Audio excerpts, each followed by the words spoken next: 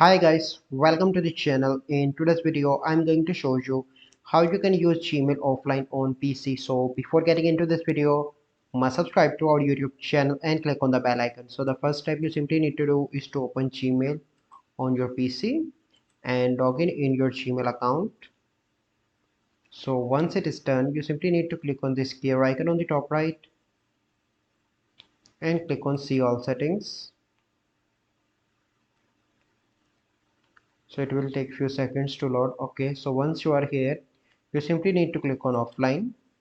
Here you can see enable offline mail. Click on that option, and here you can see storage and synchronize settings. Store emails from the last, so it is up to you for how many days. And for the security, if you want offline data, you can keep on computer, but if you do not want, you can select that. So I want to keep and click on save changes.